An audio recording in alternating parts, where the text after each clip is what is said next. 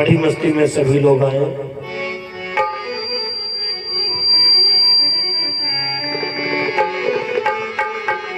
हम सरीसो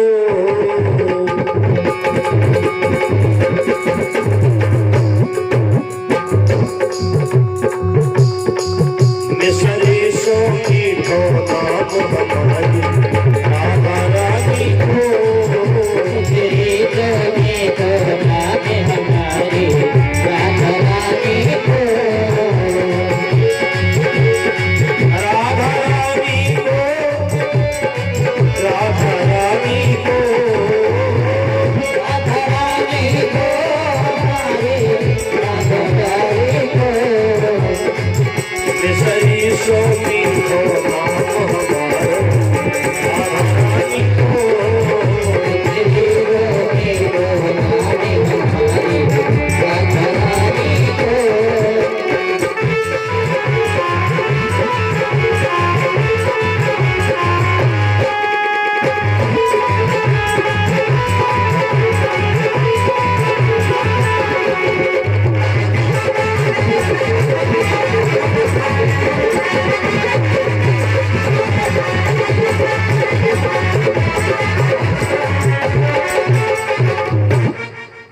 यज्ञ पुरुष भगवान की जय हो, सद्गुरुदेव भगवान की, दुर्गा मैया की।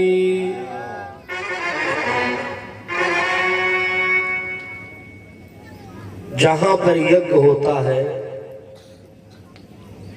कहा जाता है वहां पर संपूर्ण विश्व के देवी देवताओं का आगमन होता है। सारे तीर्थ सारे धाम इस समय पर आपके यहाँ मौजूद हैं और यज्ञ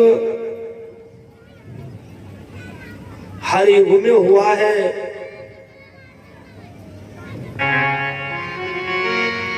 सतयुग त्रेता द्वापर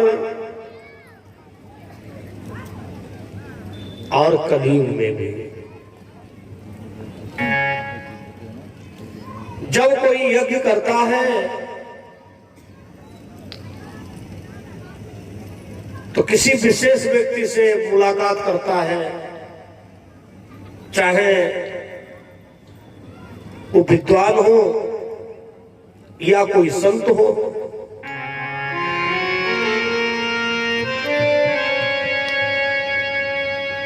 धर्मराज के भी मन में आया कि हम भी यज्ञ करें।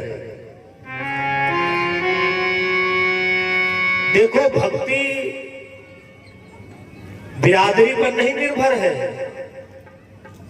कि अरे ये तो ये बिरादर है, इसके अंदर मैया रानी की कैसे भक्ति आ गई। ना ही भक्ति का संबंध कोई मजहब पर है। ना जाने कितने ऐसे नाम आए हैं जो दूसरे मजहब के थे, जिन्होंने सनातन धर्म स्वीकार किया।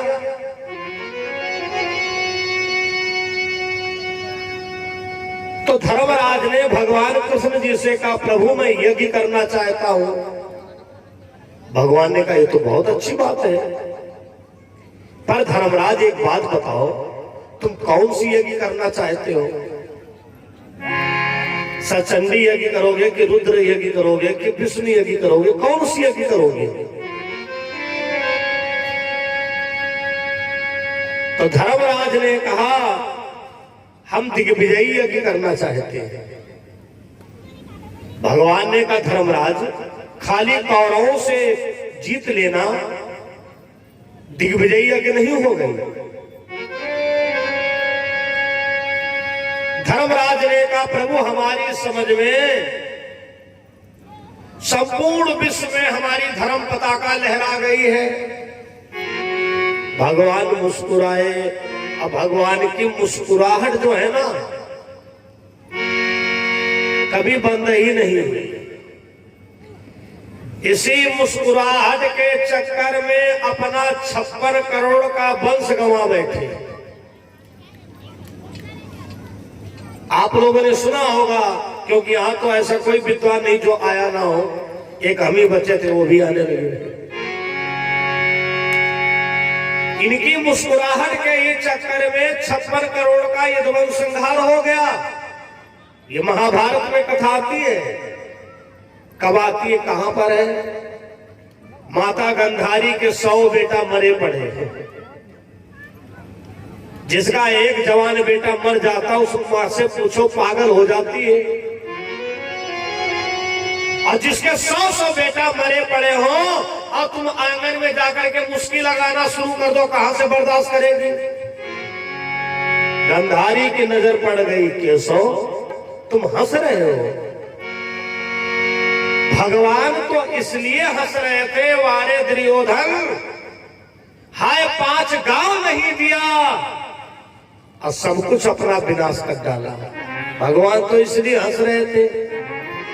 लेकिन माता गंधारी को क्रोध आ गया। एक केशव, मैं तुमको श्राप देती हूं, हमारे तो 100 बेटा मरे हैं और तुम्हारा 56 करोड़ का यदुवंश एक ही दिन में मरेगा, तब तुमको पता चलेगा परिवार का दर्द क्या होता है। भगवान ने मुस्कुराना तब भी नहीं बंद किया। माता गंधारी ने कहा, बहुत बड़े वाले बेशरम, अब क्यों हंस रहे हो? भगवान बोले, इसलिए हंस रहा हूं कि थोड़ा बहुत गुस्सा हो वो भी निकाल डालो हमारे ऊपर, तब हम बताएं। देखो, मैं इसलिए हंस रहा था कि समझा रहा था दुर्योधन को, भैया जहां सुमति तहाँ संपत्ति नाना, जहां कुमति तहाँ विपत्ति निधाना। लेकिन दुर्योधन की बुद्धि में नहीं पड़ा।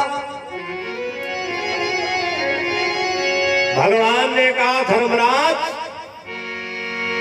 आप दिग्विजयी यज्ञ नहीं कर सकते हो। भीम को गुस्सा आ गया अंदर ही अंदर। कन्हैया की एक बहुत खराब आदत है, कोई काम करने चलो तो लंगड़ी जरूर लगा देते हैं। क्यों कन्हैया? भैया धर्मराज जी ने दिग्विजयी यज्ञ के लिए सोचा, तुमने क्यों मना कर दिया? भगवान बोले, धर्म भीम,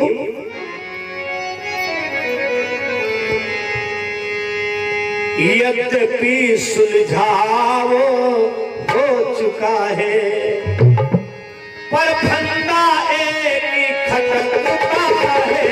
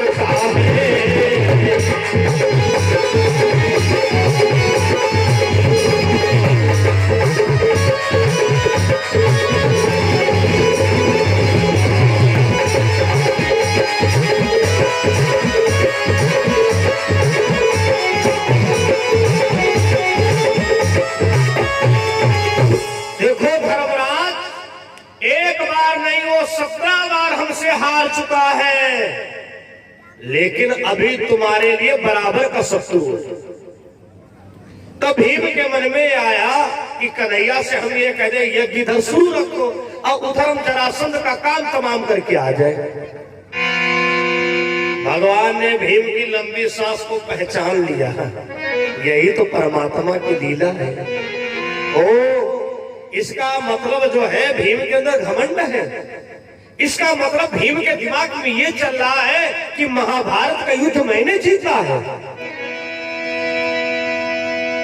तब तक अर्जुन बोल पड़े, केशव तो हमारी समझ से आप सलाह दीजिए और क्या करना चाहिए आप बताएं। भगवान ने कहा, किसी प्रकार से भाई जरासंध को पराजित करना है। तो अर्जुन ने कहा, एक तरीका है, हम और आप और भैया भीम तीनों लोग जरासंध के वहां चले और चलकर के उससे रण भिक्षा मांग ले कि हमसे युद्ध करिए।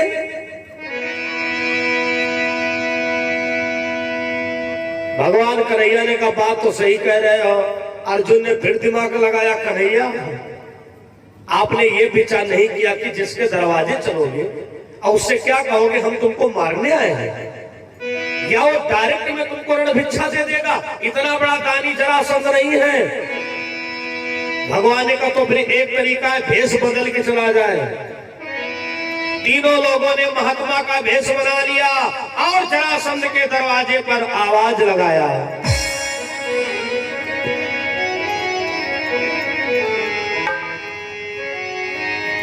सुनता हूं तीनों, सुनता हूं तीनों की सहाय, सुनता हूं तीनों की सहाय, और करना है केवल काम तेरा, धीर ध्वज और धुरंधर हो, शुभदान वीर है नाम तेरा।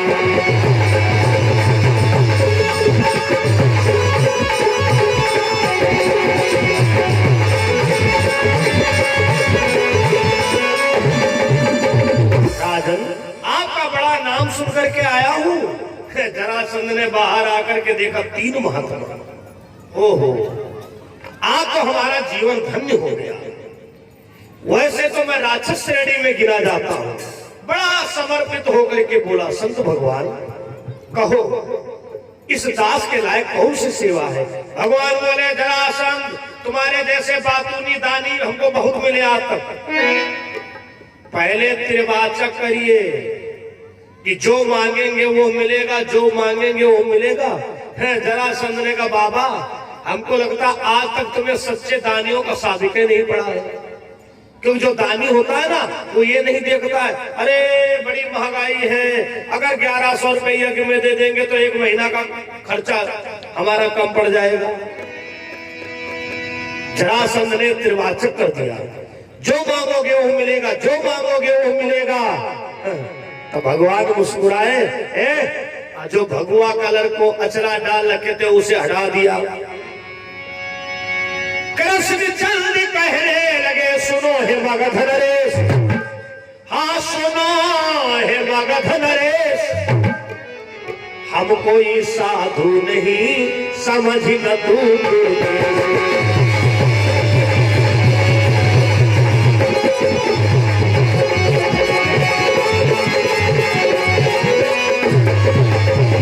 भगवान बोले, जरासंध हम कोई महात्मा नहीं है। जो भगवा कलर का पीतांबर ओढ़ रखे थे हटा दिया। दांत पीस के जरासंध ने कहा, हाय कन्हैया नटवर लाल, तुमने बाबाओं का भी भेष नहीं छोड़ा। तो ये दोनों कौन है? भगवान बोले, सुनो हम तीनों भेष बना करके, राजा जरासंध हम तीनों लोग ये भेष इसलिए बना करके आए हैं, हमारे धर्मराज ने दिग्विजयी ध्वजा उठाया है, लिस्ट का मिलान किया गया, उस लिस्ट में मगध के राजा का नाम आ गया। हे जरासंध तेरे द्वारे रण भिक्षा लेने आया हूं।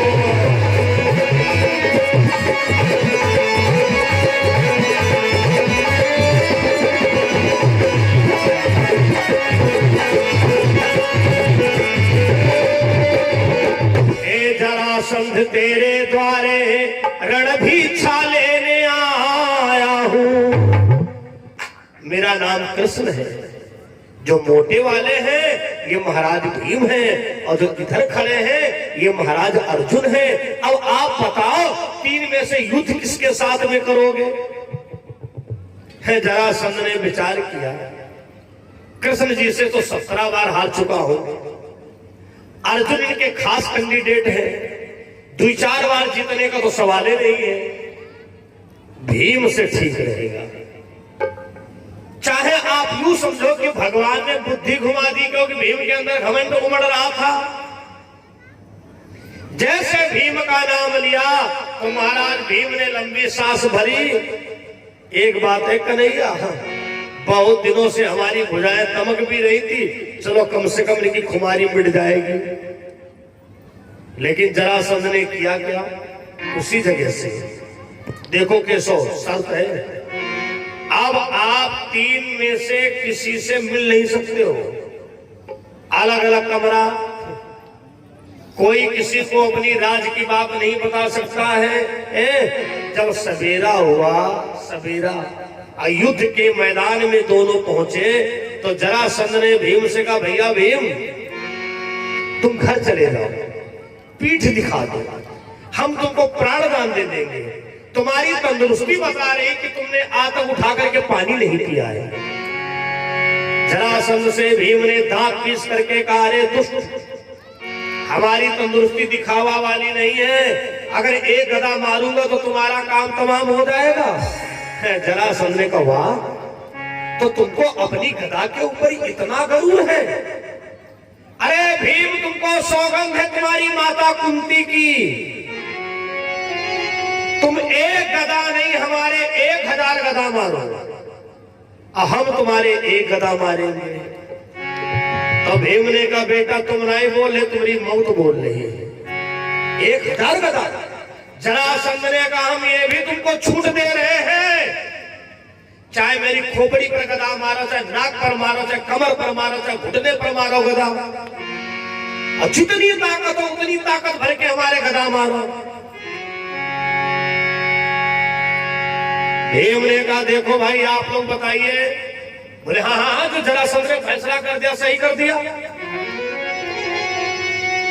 जिस समय पर महाराज भीम ने पहली गदा को उठाया और पूरे शरीर की ताकत लगाई और जरासंध की खोपड़ी पर गदा मारा,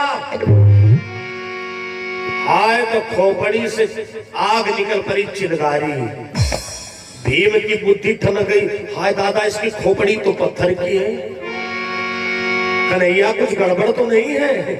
पीठ पर गदा मारा, पीठ से भी आग निकल पड़ी। अब गदा मारे जरासंध के पसीना छूटे भीम के।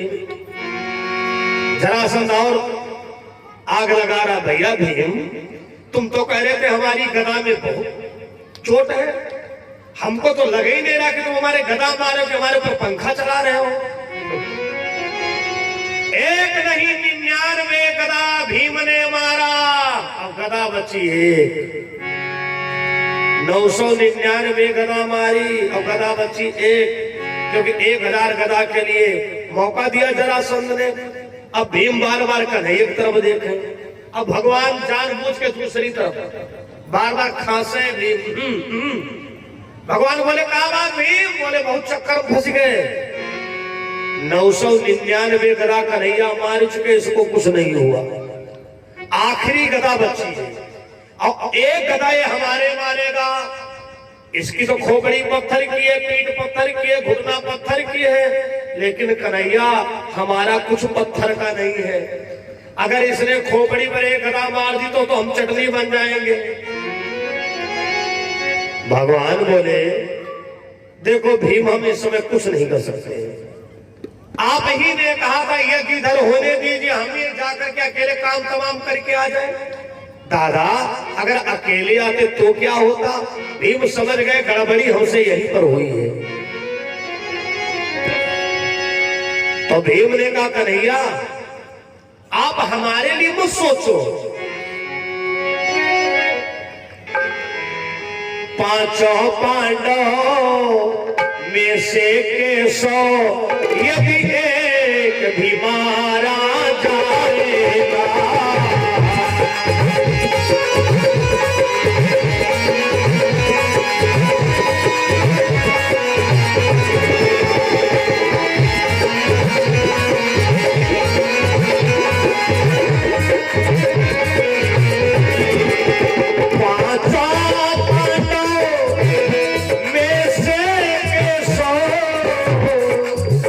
यदि एक भी मारा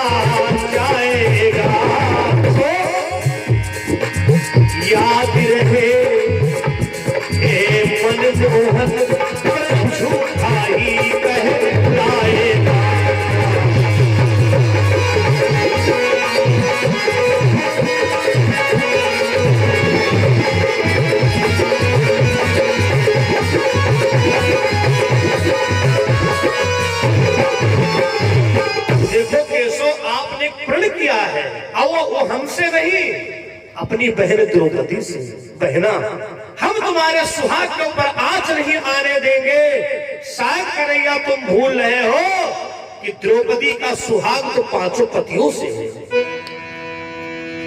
भगवान के माथे पर पसीना छलक आया। भीम, अगर बहन की बात ना होती तो आज हम तुम्हारा घमंड कायदे से चूर करते। जब भगवान को मुश्किल में देखा तो हनुमान जी से देखा नहीं गया। हनुमान जी आ गए, प्रभु क्या बात है? बोले हमारी बुद्धि नहीं काम कर रही है। हनुमान जी ने कहा कन्हैया चाहते क्या हो? बोले बस एक रात का मौका चाहता हूं, उसके बाद कुछ ना कुछ समझ में आ ही जाएगा। तो हनुमान जी ने कहा वो व्यवस्था हम के दे रहे हैं, भीम से कह दो आखिरी वाली गदा मारे। जैसे भैया भीम ने आखिरी वाली गदा मारी, जरासंध उठ के खड़ा हो गया। अरे वाह भीम, अब हम तुमको दिखाएंगे कि गदा कैसे चलाई जाती है। अब भीम थर थर थर थर कांपे जैसे जड़ा हुआ बुखार चढ़ा हो। हाय दादा, पता नहीं कहां पर गदा मारेगा, खोपड़ी पर मारेगा, नाक पर मारेगा, कमर पर मारेगा, घुटने पर मारेगा, कहां मारेगा। तब तक अचानक सूर्यास्त हो गया। जैसे आधा दिन बीता है, दोपहर है, और अचानक अभी सूर्यास्त हो जाए तो सब कहेंगे अरे रे अचानक सूर्यास्त हो गए।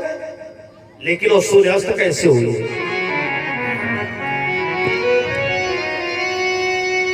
जैसे ही हनुमान जी सूर्य भगवान की ओर देखे, सूर्य भगवान बोले क्या बात? बोले अस्त हो जाओ। सूर्य भगवान ने यह भी नहीं पूछा आज 6 बजे अस्त होना है, आज 5:30 बजे अस्त होना है। सबका टाइम टेबल पहले से निर्धारित रहता है। कारण है ना, सूर्य भगवान तो हनुमान जी को भली प्रकार जानते हैं। आप लोगों ने हजारों बार सुना होगा और पढ़ा भी होगा। बाली समय रवि भाछिलियो, तब 3 लोक भयो अंधियार। हनुमान जी छोटे से थे कथा प्रेमी हूं, और एक दिन सूर्य भगवान को लड्डू के धोखे मुंह में रख लिया। दिन बीत गया, रात बीत गई, कई दिन बीत गए। अब पता लगाया जाने लगा सूर्य भगवान कहां गए, सूर्य भगवान कहां गए। देवन आन करी बिनती, तब छाड़ दियो रवि कष्ट निवारो। एक दिन मैया ननी ने पूछा, हनुमान, ये हनुमान, ये तुम्हारा मुंह फूला फूला क्यों है? तुम 2-3 दिन से बोलते क्यों नहीं हो? तो हनुमान जी ने धीरे से कहा लड्डू। जब लड्डू कहा तो एकदम लपक निकली, और सूर्य की लपक। पेड़ पौधा सामने के जल गए। मैया ननी चिल्लाई पड़ी, हाय देवताओं गजब हो गया, सूर्य देवता को ढूंढ रहे हो, सूर्य देवता कहीं और नहीं हमारे हनुमान के मुंह में है। देवन आन करी बिनती, तब छाड़ दियो रवि कष्ट निवारो। को नहीं जानत है जग में, कपि संकट मोचन नाम तिहारो। बोलो हनुमान जी महाराज की। जैसे ही हनुमान जी ने सूर्य देव की तरफ देखा, सूर्यास्त हो गए। श्रोताओं, युद्ध विराम किया गया। जरासंध ने कहा जाओ भीम, तुम्हारी एक रात की जिंदगी बढ़ गई है, हमारी बात मानो, रात को तुम चुपचाप हस्तिनापुर भाग जाओ। यही तो होगा कि सम्रांगण छोड़ के भाग गया। अरे जिंदगी तो तुम्हारी बच जाएगी।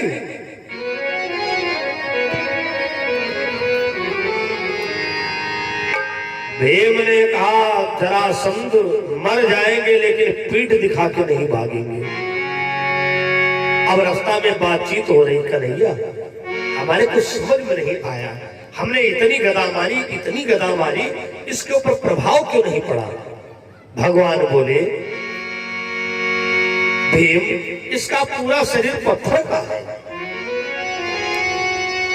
कल के युद्ध में जब जाना मैं तुमको इशारा दूंगा, इसको बीच से चीर देना। दूसरे दिन युद्ध के मैदान में गए, भगवान खांसे और एक तिनका उठाया, भीम की नजर पड़ी, भगवान ने इशारा दिया इसके पैर पर पैर रख करके इसको चीर दो। श्रोताओं, भीम ने वही किया, लेकिन जरासंध फिर जुड़ गया। अब भीम घबराया, हाय जरा अब पक्का हमको मार डालेगा, हाय कहे ये क्या किया। भगवान ने इशारा दिया विपरीत, बायां अंग दाहिनी और दाहिना अंग बाईं ओर फेंको। जैसे ही ऐसा किया, श्रोताओं, जरासंध मारा जाता है। वहां के राजा भीम बनाए गए और वहां से आए तो भगवान ने कहा अब यज्ञ शुरू करिए, होते प्रसन्न जल्दी है भगवान यज्ञ से, भगवान यज्ञ से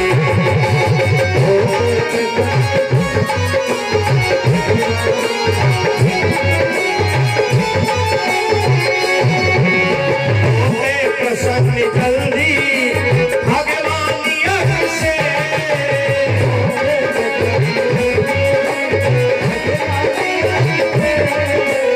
होती मुराद पूरी, होती मुराद पूरी भक्तों के यज्ञ से, भक्तों के यज्ञ से होती मुराद।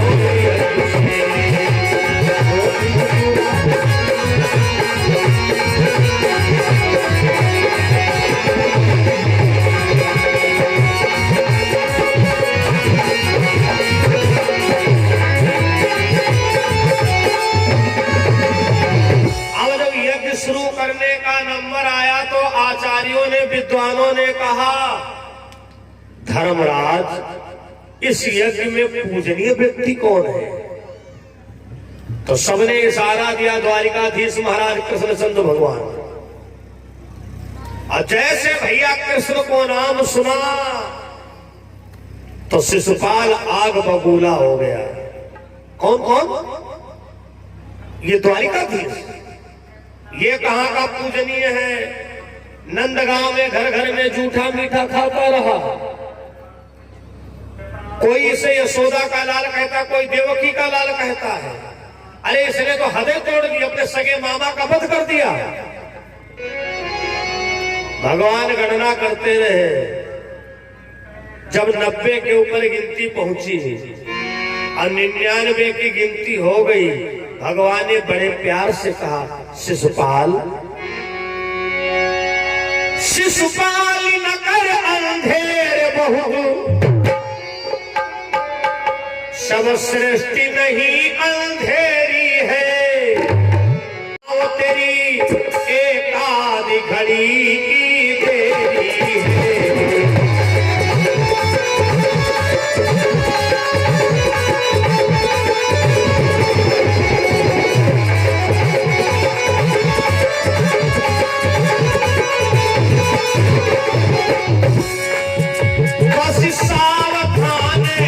सावधान दूसरी बायहू जति होगी,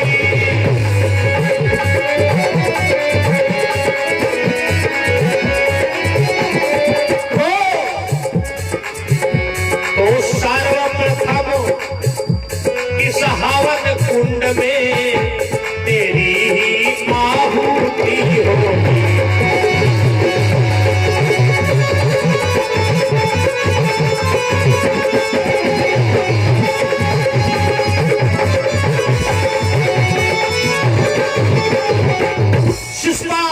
अगर तूने अगला दुर्वचन कहा तो देख लो, हवन कुंड बना हुआ है, पहली आहुति में तेरी ही कर दूंगा। लेकिन शिशुपाल ने अगला दुर्वचन फिर बोल दिया। शिशुपाल कृष्ण से जलता क्यों था? विचार किया, अब भैया जले तो क्यों ना जले, शादी कैंसिल हो जाए गनीमत है, परीक्षा कैंसिल हो जाए फिर गनीमत है, तिलक घूम जाए तब भी गनीमत है। और उस व्यक्ति से पूछो बारात लेके जाए, बरतियों मारे जाए, दुल्हों मारा जाए और दुल्हन को यऊ ले जाए। भाई बारात तो शिशुपाल ले गया था, है? भगवान कृष्ण ने बरातियों को भी भगा दिया, इसको भी पराजित कर दिया और रुक्मिणी को ले आए। भगवान कृष्ण के हाथ में पूजा की थाली थी, फेंक दिया उसको, सुदर्शन चक्र बन गया और शिशुपाल का सर वहीं पर नाच उठा। ये भागवत महापुराण में भी कथा आती है और महाभारत में भी है। पूछा, सवाल कर दिया, व्यास भगवान ये बताओ, जब भगवान ने 99 दुर्वचन बर्दाश्त किए तो एक आध और बर्दाश्त कर लेते हैं। कथा प्रेमियों, वैसे गलती तो 3 क्षमा की जाती है। अगर 3 के ऊपर कोई तुमको बख्श रहा है, छोड़ रहा है, तो समझ लो कोई बहुत बड़े वचन में बंधा हुआ है। जब शिशुपाल का जन्म हुआ था, इसके 3 नेत्र थे, 4 हाथ थे। ज्योतिषियों ने बताया जिसके आते आते एक नेत्र गायब हो जाए और 2 हाथ गायब हो जाए, ये बच्चा उसी के द्वारा मारा जाएगा। बंधु, जब भगवान कृष्ण गए यही हुआ, एक नेत्र गायब हो गया, 2 हाथ गायब हो गए। शिशुपाल की मां ने भिक्षा मांगा, केशव मेरा लाल गलती करे तो क्षमा करना। भगवान बोले, एक गलती नहीं, 99 गलती क्षमा करूंगा। आज मां का वचन रखा और श्रोताओं, उसके बाद में धर्मराज की यज्ञ पूर्ण होती है। जब कोई भगवान का कार्य करता है तो भगवान उसके कार्य की स्वयं देखभाल करता है। बोलो सच्चिदानंद भगवान की। देखो, ये मंच समय से बहुत पाबंद है और जो हमारा निर्धारित समय था मात्र 9 मिनट बचे हैं। समय के अंदर वाणी विराम करना है, एक भजन श्रवण करा दे और उसके बाद में धीरे धीरे वाणी विश्राम की ओर पहुंचेंगे।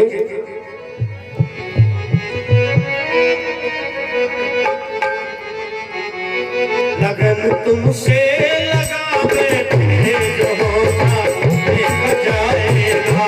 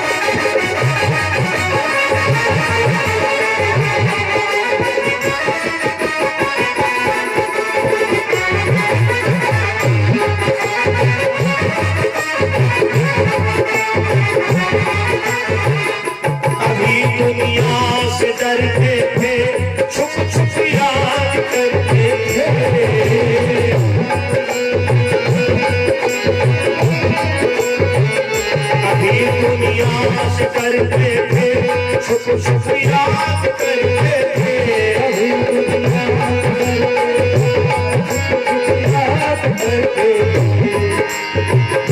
शर्म दुनिया से करते थे, छुप याद करते थे, शर्म दुनिया से करते थे, छुप